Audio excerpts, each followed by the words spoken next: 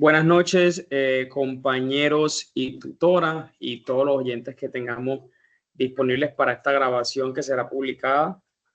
El día de hoy nos encontramos 4 estudiantes de la UNAD del sector Turbo.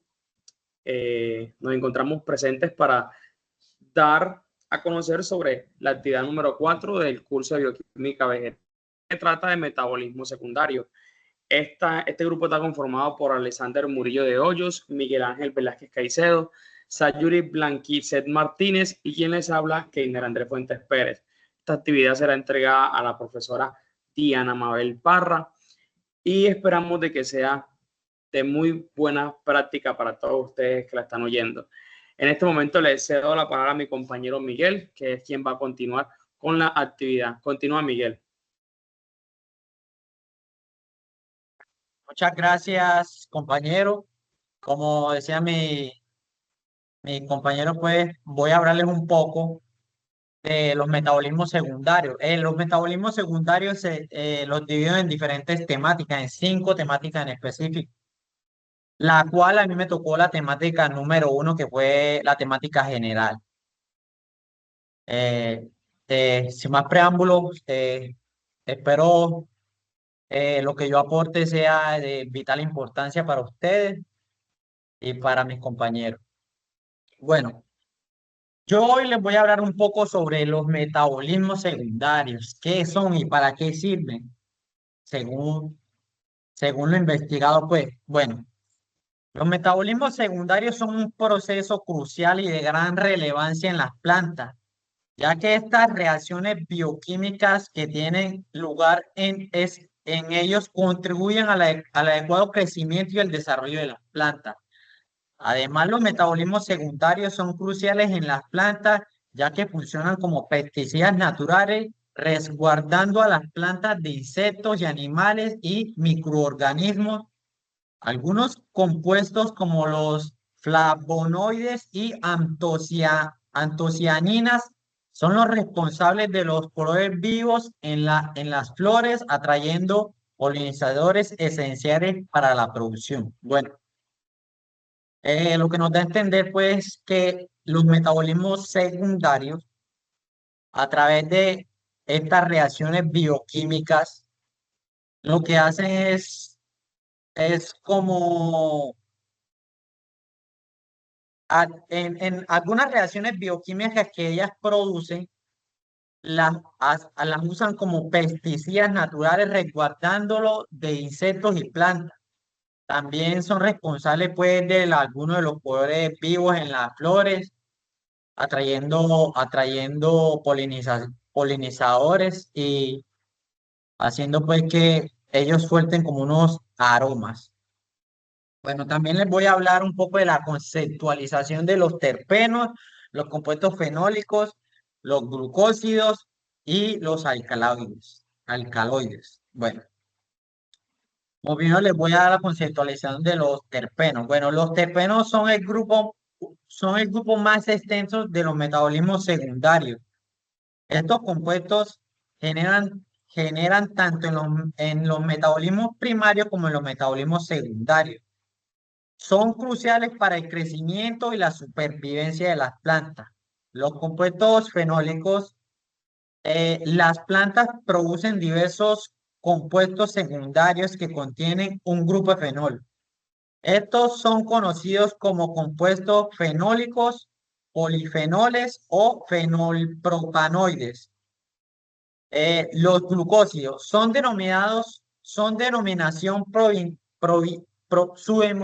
denominación proviene del enlace glucosídico que se forma cuando una molécula de azúcar se combina con otra que tiene un grupo hidroxilo. Existen 3 grupos de glucósidos que son especialmente relevantes, los cuales son saponinas, glicosidos cardíacos y glicósidos cianogénicos. Por último serían los alcaloides. Bueno, dice que los alcaloides son solubles al agua, contiene al menos un átomo de nitrógeno en su estructura y presentan actividad biológica. La mayoría de estos compuestos heterocíclicos, aunque algunos son nitrogenados alifáticos, no cíclicos, como la mescalina o la colchicina. Bueno, aparte de eso, les voy a poner algunos ejemplos, los cuales, por ejemplo, en qué plantas están, digamos, los terpenos o en qué plantas podemos encontrar compuestos fenólicos o en qué planta podemos encontrar los glucósidos y en qué planta podemos encontrar los alcaloides. Además de eso, les voy a decir cuál es el punto de acción en cuál están estos, pues. En los terpenos, bueno, la planta que pusimos como ejemplo, porque los terpenos no únicamente, digamos, están en una sola planta, sino que están en muchas plantas. Bueno, en este caso pusimos como ejemplo en los terpenos la planta que es la lavanda, cuyo nombre científico es Lavandula angustifolia. Y su punto de acceso digamos, en las hojas y en la flor. Ahí les puse una pequeña imagen de la planta de lavanda. En los compuestos fenólicos, ¿en qué planta encontramos los compuestos fenólicos? Fenólicos, bueno, la planta que pusimos como ejemplo fue la planta del té, muy conocido. Creo que, pues, por el sector donde estamos, se consume mucho, pues, lo que es el té. Bueno, el té, cuyo nombre científico es Camellia sinensis, y su punto de acción, perdón, disculpe, se encuentra en las hojas. Los glucósidos, bueno, los glucósidos los encontramos en plantas como la dedalera. No es muy conocida esta planta en mi sector, pero sí, la planta es la dedadera, cuyo nombre científico es la Digitalis purpurea. Eh, Su punto de acción está presente en las hojas. Y por último tenemos los alcaloides. Como ejemplo pusimos la planta de la amapola de opio, cuyo nombre científico es Papaver somniferum.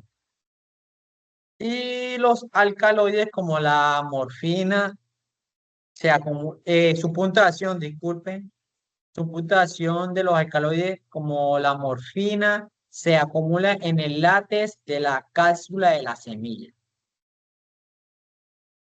Continuando con el tema, también voy a hablarle un poco de la estructura química y las características, pues, que tienen los terpenos, los compuestos fenólicos, los glucósidos y los alcaloides. Bueno, los terpenos, voy a hablar pues de las características. Bueno, las características que tienen los terpenos pues es que tienen cadenas hidrocarbonadas y en algunos casos grupos funcionales como alcoholes o epóxidos. También son lipofílicos solubles en grasa y responsables de aromas intensos. Características de los compuestos fenólicos, dice que tiene como mínimo incluido en su estructura al menos un anillo bencénico, perdón, con uno o más grupos hidroxilo. El grupo fenol unido a un anillo aromático, eh, transfiriendo propiedades antioxidantes. Como podemos ver, aquí también les puse como una imagen de la estructura química, pues, como ejemplo. Bueno, continuamos con los glucósidos.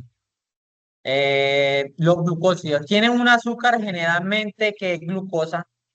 Está unido mediante un enlace glucosídico a una molécula no azucarada, entre paréntesis, a glicoma. La unión de un carbohidrato y una aglicona puede incluir alcoholes, esteroides o compuestos fenólicos. Los alcaloides contienen al menos un átomo de nitrógeno en un anillo heterocíclico. También su base nitrogenada les confiere frecuentemente, incluyen grupos funcionales como metilos o carbonilos. Bueno, ahí también está pues la estructura química, pues como podemos ver los terpenos, los glucósidos, los compuestos fenólicos y alcaloides. Como pueden ver en la estructura que se ve que más o menos cumple con algunas de las características que describimos anteriormente. Continuando con el tema y por último, dice que ¿cuál es el elemento nutricional que más requiere de la planta del café? Bueno, según la estructura química del café, la cual está conformada por átomos de carbono, hidrógeno, nitrógeno y oxígeno, por lo cual podemos afirmar que el nitrógeno sería el compuesto químico el cual contiene o aporta el mayor valor nutricional, el cual es el valor nutricional, el cual es uno de los más importantes para el desarrollo. Además, el nitrógeno es uno de los compuestos esenciales de la clorofila y vital para la fotosíntesis. Y la cantidad necesaria de nitrógeno, sin la cantidad sin la cantidad necesaria de nitrógeno en la planta, puede presentar signos de amarillamiento en las hojas. Bueno, eso sería todo. Sin más preámbulos, pues le doy la palabra a mi compañero, el cual tiene la temática número 2.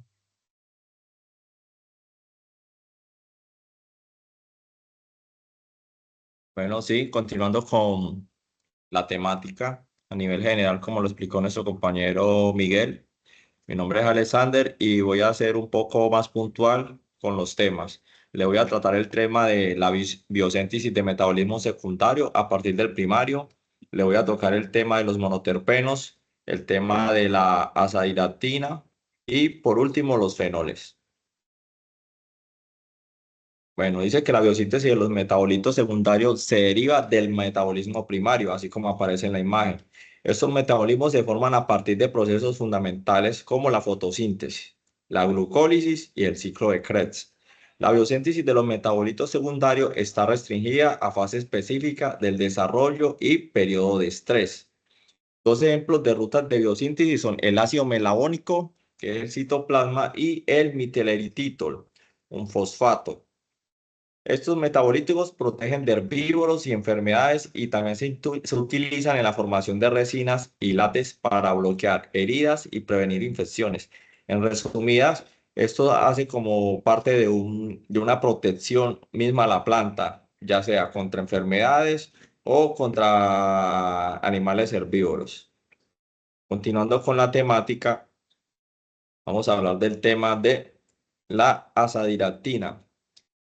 La azadiractina es un compuesto químico que pertenece a los limonoides. Es un metabolito secundario, presente en la semilla del árbol del Nin o margosa. Esto se trata de un insecticida de amplio espectro, regulador del crecimiento de los insectos en todo su estado larvario, pero sin efecto sobre huevos ni adultos. La azadiractina, como ya lo dije, es un compuesto químico, ¿sí? Hace parte del metabolito secundario presente en una semilla. Y es un insecticida de muy amplio espectro, lo que quiere decir que regula el crecimiento de insectos en todo su estado larvario, pupa, ninfa, larva, en todos sus estadios. Este lo que hace es controlar. Hablando un poco de la azadiractina, voy a hablar de lo que es la ficha técnica de este. Su nombre comercial es Azadirect 1.2. ¿Qué tipo es? Es un insecticida o acaricida botánico. Su formulación es concentrado emulsionable. El grupo químico, como ya lo dije, es de los limonoides. Su ingrediente activo es la azadiractina. Nombre químico igual azadiractina. Su concentración en partes por millones de 1,2%, equivalente a 11,82 gramos. Se puede aplicar en diferentes cultivos como el tomate, la papa, entre otros. Voy a tocar el tema de los monoterpenos. Ya el compañero anteriormente lo tocó, pero vamos a ser un poquito más específico. Dice que los monoterpenos son los principales componentes de los aceites esenciales en las plantas, ¿sí? Este es el componente principal en estos aceites, los monoterpenos. Son fitoquímicos inhibidores de crecimiento y tienen potencial alelopático. ¿Qué es inhibidores de crecimiento? O sea, que no permiten crecer, y alelopático es que repele, es como una especie de repelente contra malezas y plantas de cultivo. Los esqueletos monoterpenoides pueden clasificarse en dos categorías: monoterpenos regulares y monoterpenos irregulares. Los monoterpenos son componentes, como ya lo dije, esenciales en las plantas.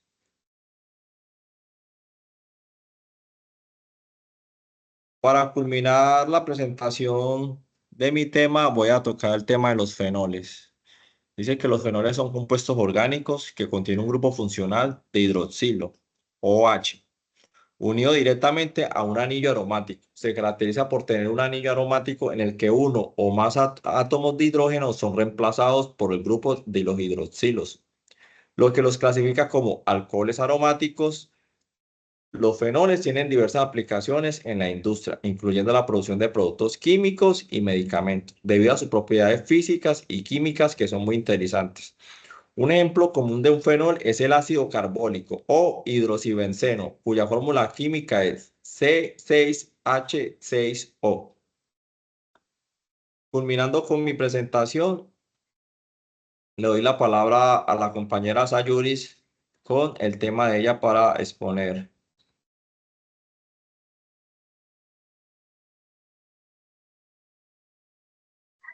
Muy buenas noches, compañeros. Y como el compañero Alexander decía, el día de hoy le vengo a exponer la temática 5, que vienen siendo los alcaloides. Con este encontramos que los alcaloides, me dan un segundito, que no se alcanza a visualizar muy bien en los alcaloides, vienen siendo como tal, son metabolitos secundarios como tal de, bueno, los alcaloides como tal son metabolitos secundarios donde estos inician a través de la formación, o inician o se activan cuando la exodermis inicia la formación en el endoespermo, o induce a la formación de semillas durante la maduración. Así que varias proteínas enzimáticas están involucradas en la síntesis y degradación de proteínas. Estas sustancias nitrogenadas, compuestas por semillas de los ácidos, va formando el ácido chiquímico, que comienza con la condensación de mi barbaridad, de bueno, dejemos así porque la verdad no soy capaz de como tal de decir la palabra. Con eso también nos damos cuenta que los alcaloides también tienen unos derivados como tal, tienen unos compuestos principales, pero el compuesto principal como tal de los alcaloides es el nitrógeno, pero también es acompañado por el fósforo, por el carbono, por el hidrógeno, pero el principal como tal es el nitrógeno, pero es como, ¿cómo les diría? Es como ¿cómo es? Se van de la mano, la mano uno con el otro, para poder así dar un compuesto completo, pero el principal como tal es el nitrógeno. Sin el nitrógeno no hay nada. A la vez también les voy a tratar como tal de en qué plantas como tal se encuentran los alcaloides. y qué efectos o qué usos también tienen como tal los alcaloides. La planta de café podemos encontrar el alcaloide de la cofea arábica, que tiene el alcaloide de la cafeína como tal, que es un estimulante que ayuda a aumentar la alerta y la energía del cuerpo o de las plantas, digámoslo así. Con la cafeína también se pueden, los usos serían bebida energizante, sería un antioxidante, también tiene uso en la cocaína, que digámoslo así, qué pena, en la cocina, pero también se usa para medicamentos para la migraña o la falta del sueño. Y también sirve como un abono o fertilizante. Otra planta vendría siendo la de tabaco, que esta tiene de alcaloide la nicotina. Es adictivo y puede afectar el sistema nervioso como tal, tanto de la planta o como las personas.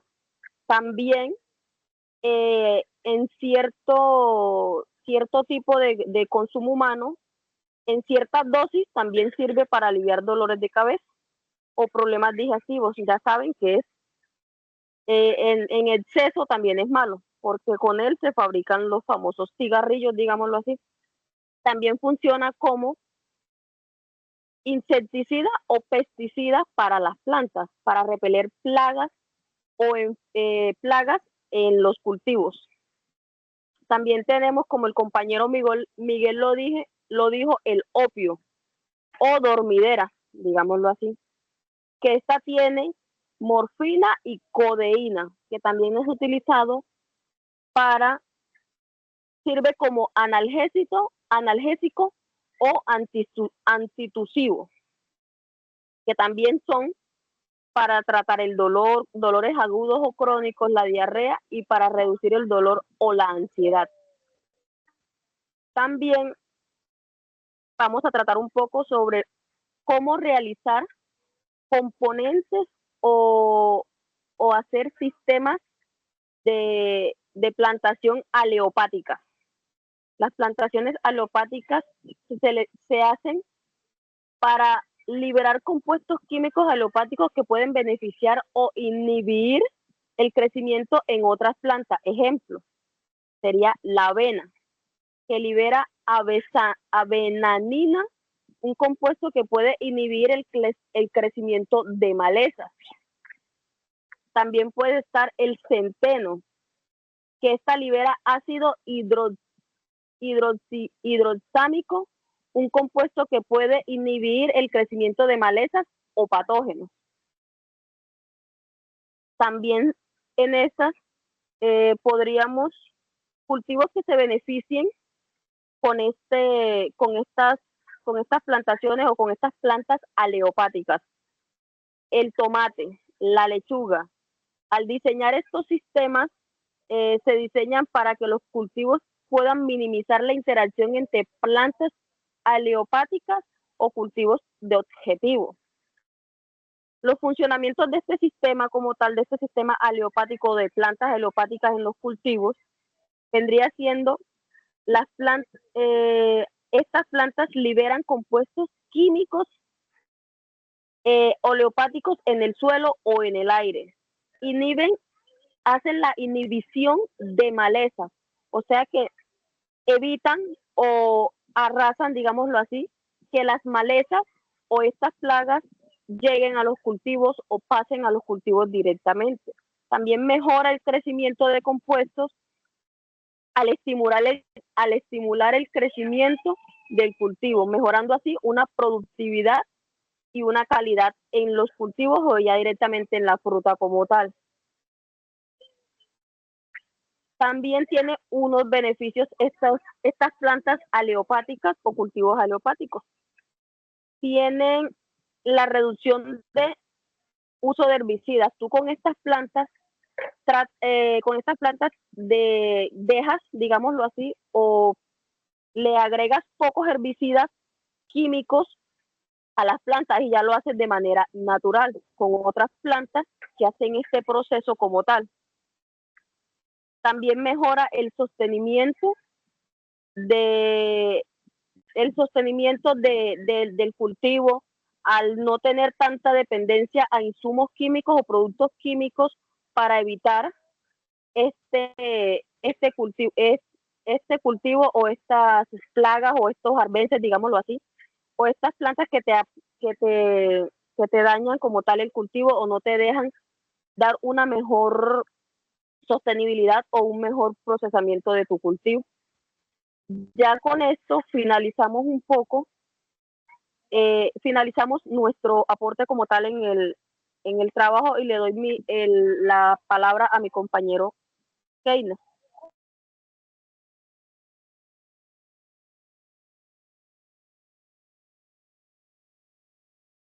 Bueno, muchas gracias, Alexander, Miguel, Sayuris, por su intervención.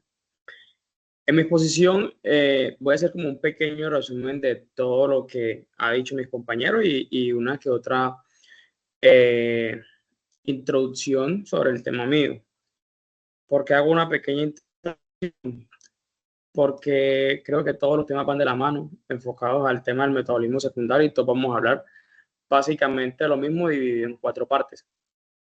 En este caso yo quisiera iniciar con el tema de los metabolismos secundarios, donde dice que el metabolismo secundario de las plantas es aquel el que se producen sustancias biológicas que no participan en la fotosíntesis, respiración, asimilación de nutrientes, transporte de solutos y síntesis de biomoléculas como proteínas, ácidos nucleicos, carbohidratos y lípidos. En resumen de todo esto, los metabolismos secundarios, como su nombre lo indica, no son del todo necesarios para que la planta se mantenga o desarrolle su proceso de funcionalidad normal.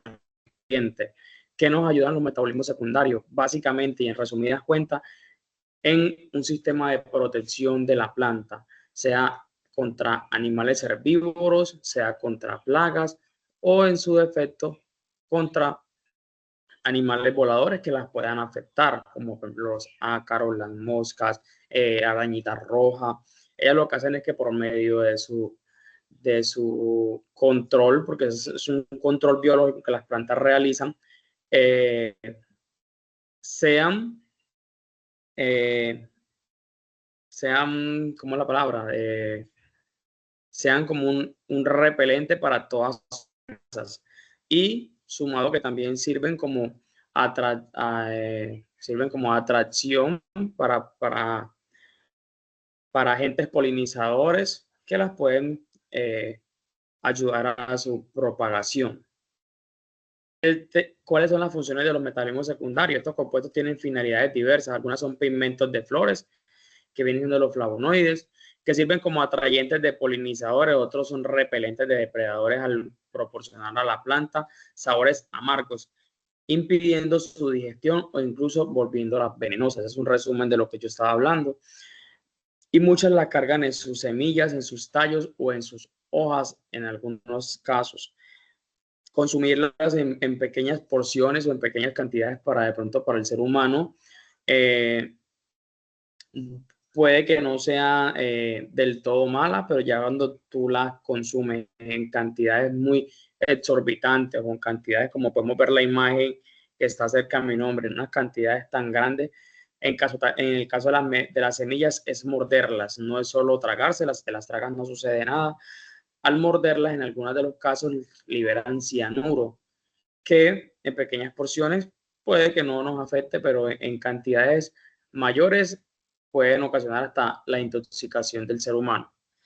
Entre las temas de mi exposición tenemos los mecanismos de acción, que tenemos como primero exudación de los flavonoides, como segundo activación de genes en el rizobio, 3 producción de factores NO2, 4 reconocimiento por la planta y desarrollo del nódulo, 5 fijación del nitrógeno.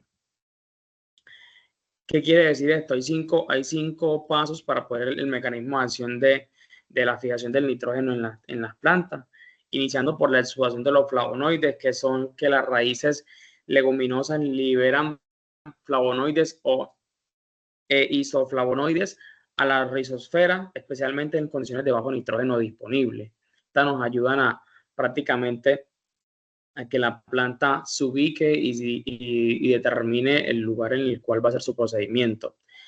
Como segundo, la activación de genes en el rizobio. Tenemos la unión de flavonoides con el NOTT que activan los genes del nodo del rizobio, que codifican enzimas para la síntesis de factores de nodulación. Como tercero tenemos la producción de los factores de NO2, que son genes activados que conducen a la producción de factores. Estos actúan como señales específicas que las plantas reconocen iniciando el proceso de infección. Esta es la que determina a la planta de decirle, bueno, ya tenemos un lugar, estamos adaptadas, iniciamos nuestro proceso para así hacer la fijación del nitrógeno que la planta necesita. Tenemos el reconocimiento por la planta y el desarrollo del nódulo, que es el momento en el que la raíz detecta los factores a través de los receptores y que están presentes en la membrana plasmática.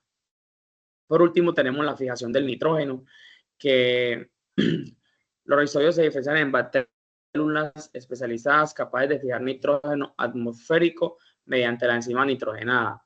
El amonio generado es transferido a la planta para su uso en procesos metabólicos principales como la síntesis de aminoácidos. Esto hace parte pues, de los mecanismos de acción para la fijación del nitrógeno de la planta. Como siguiente teníamos una pregunta que nos relacionaba a un cuestionario y nos decía, los glucósidos son moléculas compuestas por un glucido y un compuesto no glucido. La pregunta es, ¿la glicona puede estar conformada por A, un solo monosacárido o un oligosacárido, B, un oligosacárido o un polisacárido, C, un monosacárido o un polisacárido, y D, dos monosacáridos o un polisacárido? Esta pregunta la respondimos de la siguiente manera y era primeramente consultar qué eran los glucósidos. Al tener el conocimiento de qué son los glucósidos, directamente tenemos la respuesta. Como su nombre lo indica, son moléculas compuestas por un glucido, que es la glicona. La glicona, en términos, es azúcar, es un compuesto de azúcar. Y un compuesto no glucido, que viene siendo un componente no carbohidrato.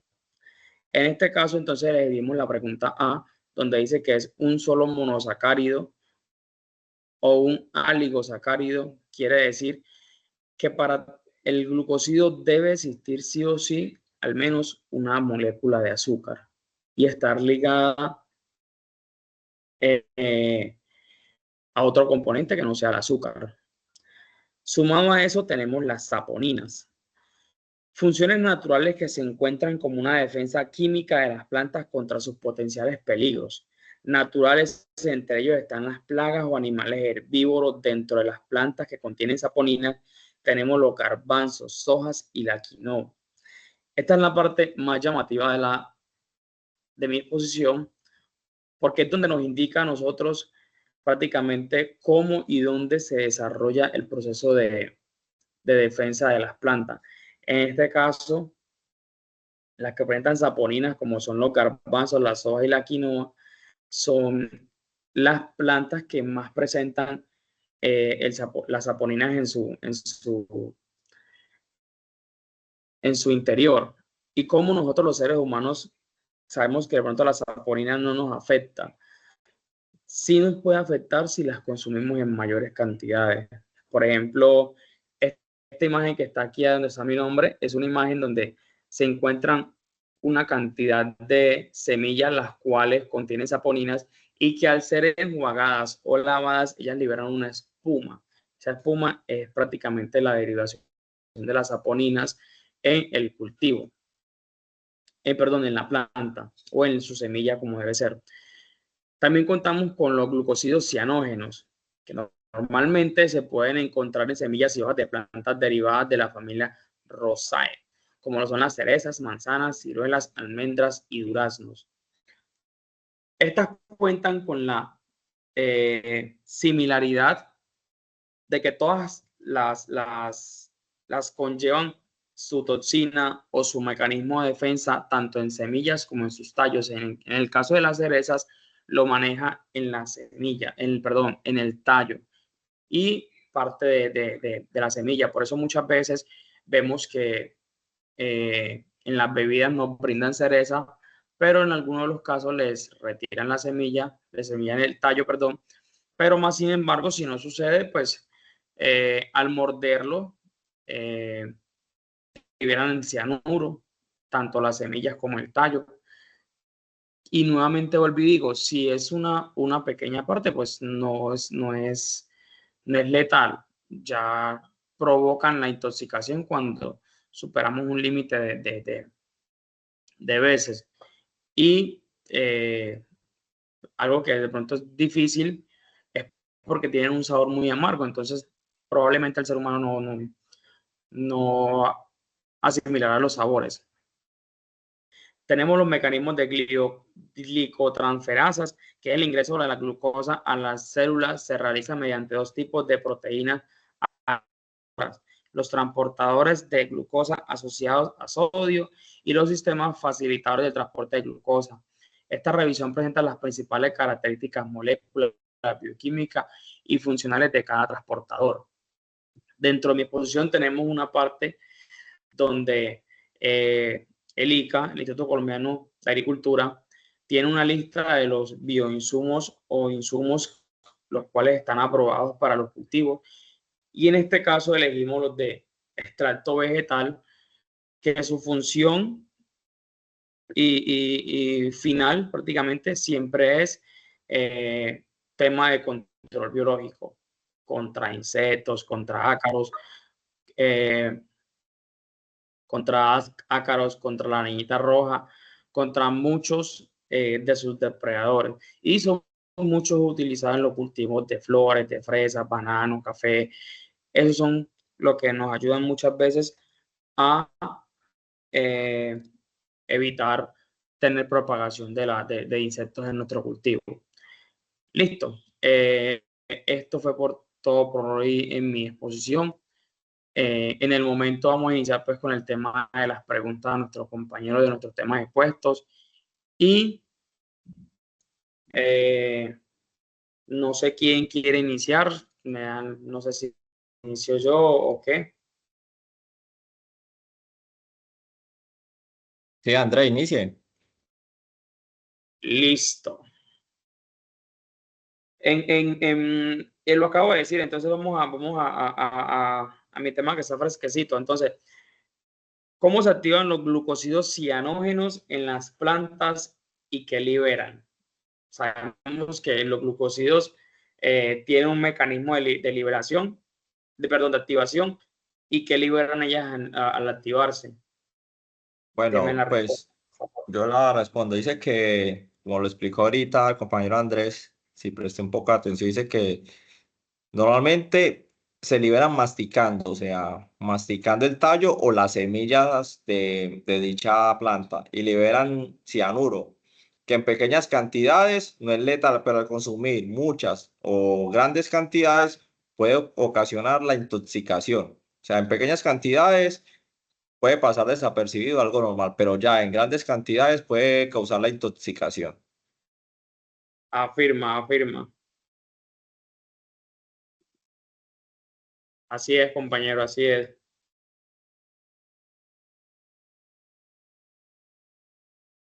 Bueno, continúo yo con mi pregunta.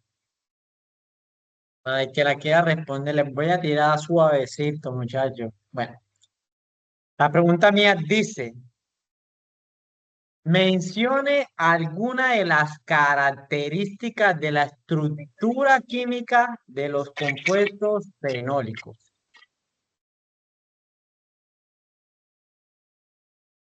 Bueno, compañero Miguel, vamos a responderte esa pregunta. Sí, como dijo el compañero Alexander, si prestamos un poco de atención y estuvimos pendientes como tal a la intervención de cada uno, podemos responder cualquier pregunta. Bueno, esta tiene tiene como mínimo en su estructura un anillo de benceno. con uno o más hidroxilos en el grupo fenol unido a un anillo aromático. Creo yo que es así. No sé si me esté Sí, sí, equivocando como tal. no, esas son algunas, sí, están en lo correcto. Esas son algunas de las características que están presentes pues en estos compuestos. Ok. Bueno, yo continúo como tal con mi pregunta. Mi pregunta más explícita sería, ya les digo, mi pregunta sería, ¿qué planta podemos utilizar como insecticida natural para controlar plagas?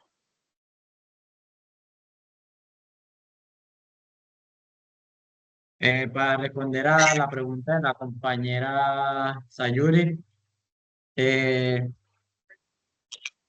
existen varias plantas con propiedades insecticidas naturales que puedan ayudar, pues, o ayudar a controlar las plagas sin recurrir, pues, a productos químicos. O sea, las plantas liberan como ese mecanismo de defensa contra estas plantas.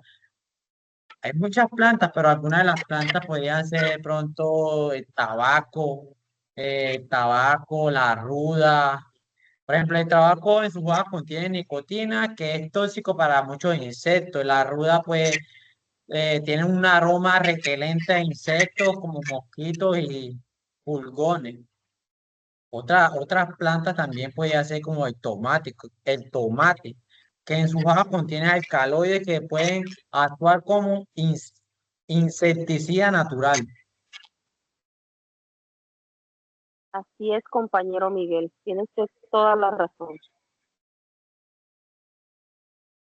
Bueno, me tocaría a mí realizar la pregunta mía. El tema de exposición mío fue el segundo y toqué cuatro temas en particular, que fue la biosíntesis, el metabolismo secundario en énfasis al primario, los fenoles, la azadiractina y la pregunta mía es, ¿qué es la azadiractina?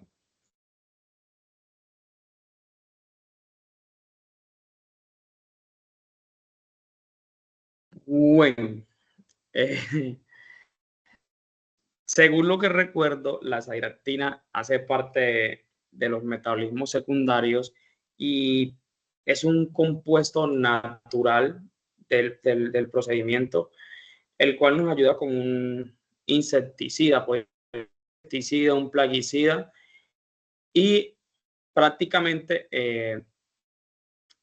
él nos ayuda en muchos de los cultivos y muchas de las plagas debido a que cumple con la función de no matar directamente al insecto, porque realmente no lo mata, pero sí regula su crecimiento. ¿Qué quiere decir? Inhibe el crecimiento y la metamorfosis de las larvas, impidiendo que se desarrollen a adultos. O sea, llega a un punto de neutralizarla, al punto de que si no crecen, no llegan a ser letales para nuestros cultivos. Es correcto, es correcta la respuesta. Como ya lo dijo el compañero, un compuesto químico es un inhibidor, también sirve como repelente y inhibe todos los estadios de los insectos. Muy bien. Bueno, compañeros, nuevamente muchas gracias por la participación en esta reunión.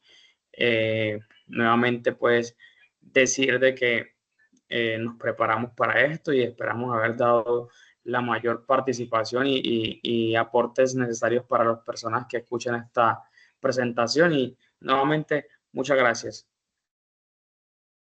Es igual. Bueno, compañero, igual. Feliz noche. Listo.